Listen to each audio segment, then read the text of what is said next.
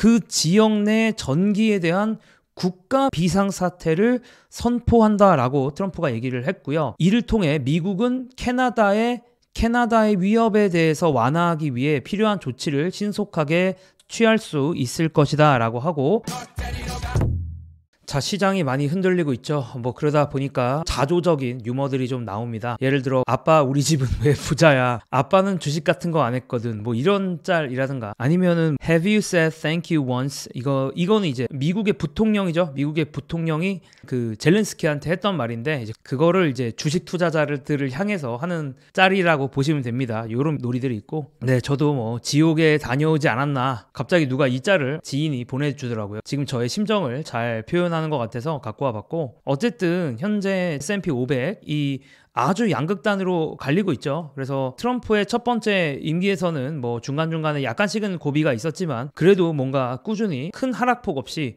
올라가는 모습이었는데, 현재 트럼프 2기에서는 주가가 꽤 큰 폭으로 현재 하락을 하고 있습니다. 자, 근데 오늘 나스닥 지수 뭐 약간 약하죠. 뭐 약간의 상승 에너지를 잃고 지금 뭐 마이너스 0.4%인데 약간 왔다 갔다 하긴 할 것 같아요. 자, 나스닥 이야기하기 전에 근데 트럼프가 국가 비상사태를 또 선포를 했습니다. 이게 도대체 어떻게 된 일인지 이따가 좀 얘기를 해볼 거고요. 좋은 소식과 안 좋은 소식들, 그리고 또 테슬라에 대한 이야기도 한번 해볼게요. 일단 좋은 소식은 바로 미국 노동부의 구인 이직 보고서가 나왔는데, 구인 건수가 더 늘어났다. 쉽게 말해서 미국의 경제가 더 많은 노동자들에 대한 수요를 원한다, 노동자들을 원한다 라는 거는 아무래도 우리가 가장 걱정하는 경기 침체로부터는 살짝 좀 거리가 있음을 보여주는 지표가 아니었나 라는 생각을 하고요. 장 초반에 조금 힘이 좋았거든요. 주가가 살짝 나스닥이 올라가는 듯 했는데, 자, 어떤 뉴스들이 벌어졌냐. 미국이 캐나다의 관세를 때리면서 캐나다와 미국 간의 갈등이 매우 심해지고 있습니다. 대표적으로 최근에 있었던 갈등 중에 하나가 캐나다산 전기가 미국에 많이 공급이 되는데, 그거에 대해서 온타리오주의 주지사가 관세를 때렸죠. 그러니까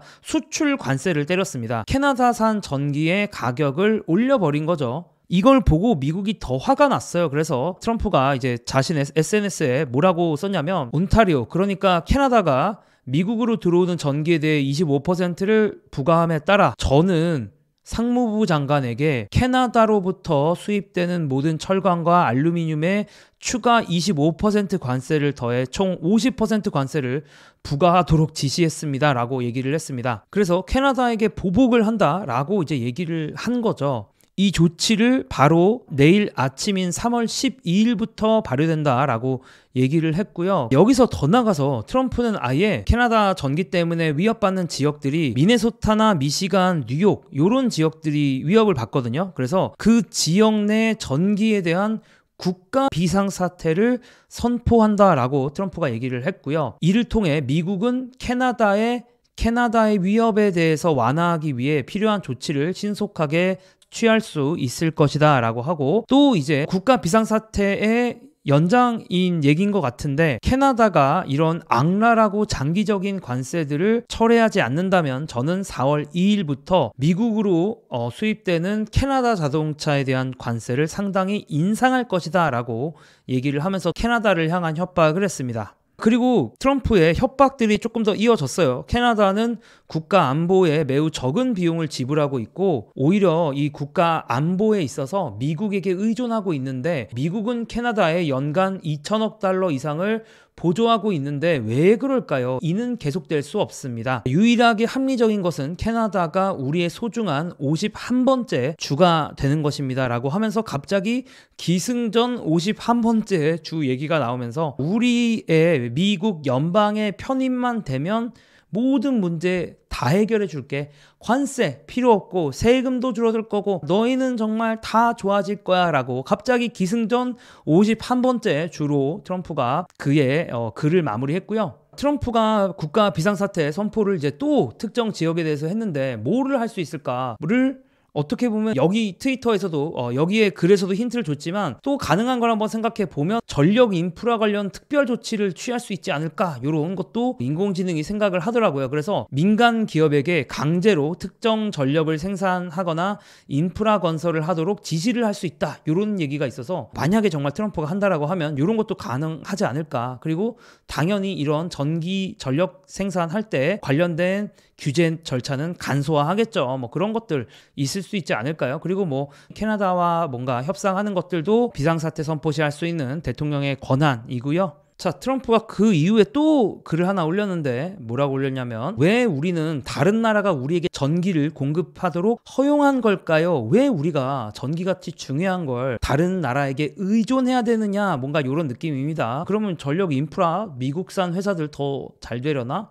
전력 인프라들, 발전소들 뭔가 더 만들 것 같은 그런 느낌의 멘트들을 계속하고 있네요. 전기를 협상 카드와 위협으로 사용할 정도로 비열해졌다, 뭐 이런 얘기도 있고, 어쨌든 캐나다는 그에 대해 큰 재정적 대가를 치를 것이다 라고 하면서 끝까지 캐나다에 대한 날을 세웠습니다. 자, 그리고 온타리오 주지사도 이런 트럼프의 대응에 반격을 해서 미국의 전력 공급을 차단하는 것을 주저하지 않겠다라고 말했고요. 또 그 외에도 캐나다가 사이즈가 어느 정도인지는 모르겠지만 미국 달러 채권을 판매를 하겠다 신청을 했다라고 하더라고요.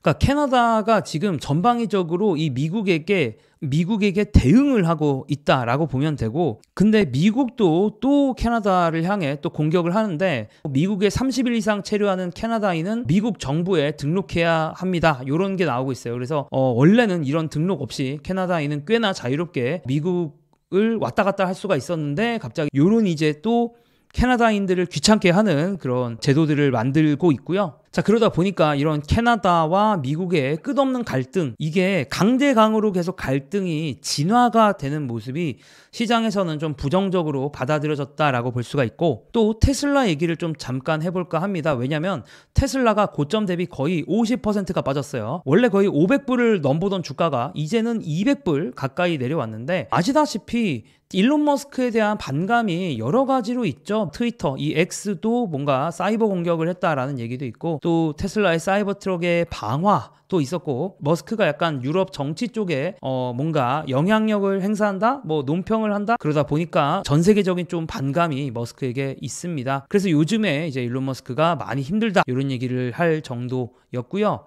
근데 여기서 또 트럼프가 나타나서 요즘 머스크가 힘든 걸 알고 있으니까 여러 가지 뭐 말을 하긴 했는데, 어떤 얘기를 했냐면 일론 머스크에 대해서 좀 지원 사격을 해줬어요. 자, 일론 머스크는 우리 국가를 돕기 위해 모든 것을 걸고 있으며 그는 환상적인 일을 하고 있는데, 많은 나쁜 사람들이 테슬라와 일론의 아이를 불법적이고 공모하면서 보이콧하려고 하고 있다. 일론 머스크를 누군가 해치려고 한다라고 하다가 일론 머스크에 대한 신뢰와 지지의 표시로 내일 아침 새 테슬라를 구매할 것이다, 이런 얘기를 했어요. 자, 그런 힘인지 테슬라 주가가 그래도 오늘은 좀 양전을 했습니다. 요 며칠간 정말 엄청나게 많이 떨어졌는데, 또 그 와중에 모건 스탠리가 상당히 긍정적인 리포트를 썼어요. 근데 약간 부정적인 느낌도 있는, 하지만 결과적으로 긍정적인 리포트를 모건 스탠리가 발표를 했습니다. 그래서 리포트 제목이 뭐냐면, 테슬라 주가가 지금 미국 대선 때 가격보다 더 주가가 낮아졌다라고 하면서, 자, $200 그리고 나서 $800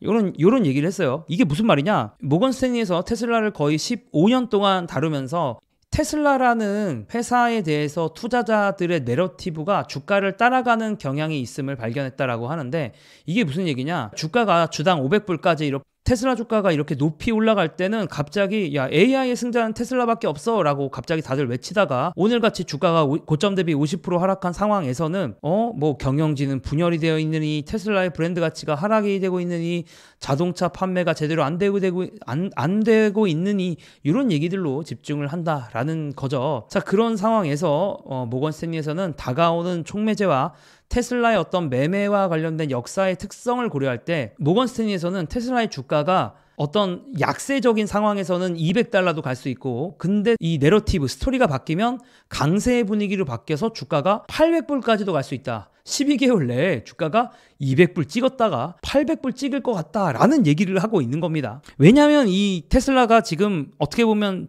당장 만들어내고 있는 어떤 실적들보다는 테슬라에 붙어있는 그런 꿈들, 테슬라에 붙어있는 스토리에 지금 투자자들이 더 크게 흔들리고 있기 때문에 이 스토리라는 건 또 되게 자주 바뀔 수가 있거든요. 그래서 이 스토리가 어떻게 바뀌느냐에 따라 $200를 갈 수도 있고 어떻게 바뀌느냐에 따라 $800를 갈 수도 있다라는 얘기를 하고 있습니다. 다만 이 촉매들을 얘기를 하는 거 보면 조금 더 긍정적인 느낌이 들어요. 그래서 어떤 테슬라 주가를 올리기 위한 촉매들이 있는가에 대해서는 텍사스 오스틴에서 로보택시를 이제 공개한다라는 얘기가 나오고 있죠.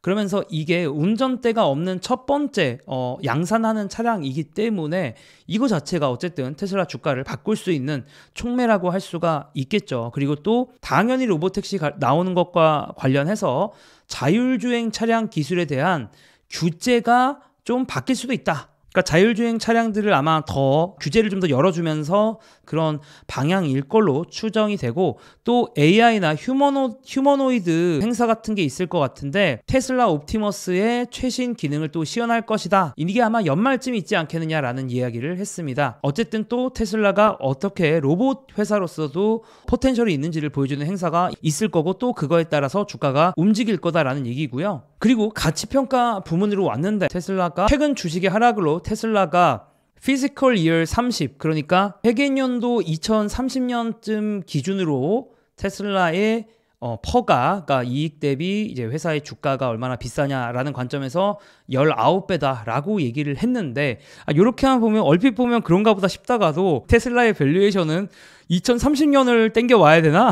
이런 게 살짝 좀 그런 부분이 있죠. 애매한 부분도 있죠. 지금 오늘이 2025년인데 2030년 때의 어떤 실적을 갖고 주가를 계산한다라는 거, 우리가 좀 어떻게 보면 변동성이 높은 이유이기도 하죠. 당장 실적만 봤을 때는 약간 비싼 느낌이 있기 때문에 모건 스탠리에서도 이렇게 갖고 온 것 같지만, 그럼에도 불구하고 모건 스탠리는 테슬라의 수익 성장에 대한 기대치를 고려할 때 미국 자동차 및 공유 모빌리티 부분에서 최우선 선택이다, 우리의 탑픽이다, 나의 원픽은 이거야 라고 이렇게 얘기를 하면서 강하게 어떻게 보면 테슬라가 좋다라는 리포트를 발간을 했고, 자, 그래서 대략 뭐 이 정도 일이 오늘 좀 있었는데, 남은 시간 동안 트럼프가 어떻게 행동을 하냐에 따라 주가가 또 내려가거나 올라가거나 하겠죠. 한 가지만 희망의 징표를 봅시다. 그러니까 QQQ, 그러니까 나스닥 ETF의 거래량이 최근에 대폭 증가했거든요. 근데 이것이 일반적으로 시장 저점에서 일어나는 현상이다라는 그런 데이터를 이분께서 공유를 해서 약간 희망을